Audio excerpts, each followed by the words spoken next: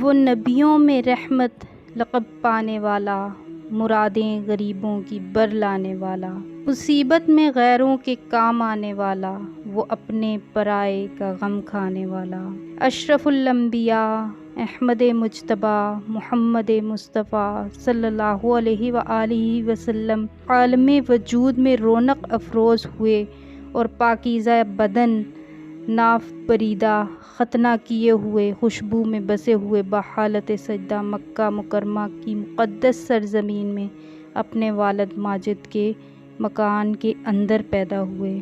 دادا عبد المطلب کو بلایا گیا، اس وقت طواف کعبہ میں مشغول تھے۔ یہ خوشخبری سن کر دادا عبد المطلب خوش حرم کعبہ سے اپنے گھر آئے اور والہانہ جوش محبت میں اپنے پوتے کو کلیجے سے لگا لیا۔ پھر کعبہ میں لے جا کر خیر و برکت کی دعا مانگی اور نام محمد رکھا۔ دودھ پینے کا زمانہ شروع ہوا تو سب سے پہلے حضور صلی اللہ علیہ وآلہ وسلم نے ابو لہب کی لونڈی حضرت صوبیہ کا دودھ نوش فرمایا، پھر اپنی والدہ ماجدہ حضرت آمنہ اور اس کے بعد حضرت حلیمہ سعدیہ آپ کو اپنے ساتھ لے گئیں اور اپنے قبیلہ میں رکھ کر آپ کو دودھ پلایا اور انہی کے پاس آپ کے دودھ پینے کا زمانہ گزرا۔ شرفائے عرب کی عادت تھی کہ وہ اپنے بچوں کو دودھ پلانے کے لیے گرد و نواح دیہاتوں میں بھیج دیتے تھے۔ صاف ستھری آب و ہوا میں بچوں کی تندرستی اور جسمانی صحت بھی اچھی ہو جاتی تھی۔ وہ خالص اور فصیح عربی زبان بھی سیکھ جاتے تھے، کیونکہ شہر کی زبان باہر کے آدمیوں کے لیے میل جول سے خالص اور فصیح و بلیغ زبان نہیں رہا کرتی۔ حضرت حلیمہ سعدیہ رضی اللہ عنہا کا بیان ہے کہ میں بنی سعد کی عورتوں کے ہمراہ دودھ پینے والے بچوں کی تلاش میں مکہ کو چلی۔ اس سال عرب میں بہت سخت قحط پڑا ہوا تھا۔ میری گود میں ایک بچہ تھا، مگر فقر و فاقہ کی وجہ سے اس کو دودھ ٹھیک سے نہ ملتا تھا۔ بچہ رات بھر بھوک سے تڑپتا، روتا، بلبلاتا اور ہم اس کی دلجوئی اور دلداری کے لیے تمام رات بیٹھ کر گزارتے تھے۔ ایک اونٹنی بھی تھی میرے پاس، مگر اس کے بھی دودھ نہ ہوتا تھا۔ مکہ مکرمہ کے سفر میں جس خچر پر میں سوار تھی وہ بھی ایک قسم کا لاغر سا مریل قسم کا خچر تھا، قافلہ والوں کے ساتھ نہ چل سکتا تھا۔ میری ہمراہی بھی اس سے تنگ آ چکے تھے، جو عورتیں ہمراہی تھیں وہ بھی اس سے تنگ آ چکی تھیں۔ بڑی بڑی مشکلوں سے یہ سفر طے ہوا۔ یہ قافلہ مکہ مکرمہ پہنچا۔ جو عورت رسول اللہ صلی اللہ علیہ وآلہ وسلم کو دیکھتی، یہ سنتی کہ یتیم ہے، تو کوئی عورت آپ کو لینے کے لیے تیار نہ ہوتی تھی، کیونکہ بچے کے یتیم ہونے کے سبب سے زیادہ انعام و کرام ملنے کی امید نہ ہوتی تھی۔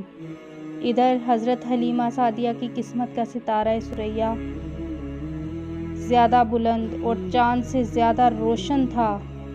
ان کے دودھ کی کمی ان کے لیے رحمت کی زیادتی کا باعث بن گئی، کیونکہ ان کو کسی نے بچہ نہ دیا، کیونکہ وہ کمزور تھیں اور ان کو دیکھ کر ہی انہوں نے بچہ دینا گوارا نہ سمجھا۔ حضرت حلیمہ سعدیہ نے اپنے شوہر حارث سے کہا کہ یہ تو اچھا نہیں معلوم ہوتا کہ میں خالی ہاتھ واپس جاؤں، اس سے تو بہتر یہی ہے کہ میں اس یتیم ہی کو لے چلوں۔ شوہر نے اس کو منظور کر لیا اور حضرت حلیمہ سعدیہ اس درِ یتیم کو لے کر آئیں، جس سے صرف حضرت حلیمہ اور حضرت آمنہ رضی اللہ تعالیٰ عنہا ہی کے گھر میں نہیں بلکہ کائنات عالم کے مشرق و مغرب میں اجالا ہونے والا تھا۔ یہ خداوند قدوس کا فضل عظیم ہی تھا کہ حضرت حلیمہ سعدیہ کی سوئی ہوئی قسمت بیدار ہو گئی اور سرور کائنات ان کی آغوش میں آ گئے۔ اپنے خیمے میں لا کر جب دودھ پلانے کے لیے بیٹھیں تو باران رحمت کی طرح برکات نبوت کا ظہور ہونا شروع ہو گیا۔ حضرت حلیمہ سعدیہ کا شوہر یہ برکتیں دیکھ کر حیران ہو گیا اور کہنے لگا، حلیمہ تم بڑا ہی مبارک بچہ لائی ہو۔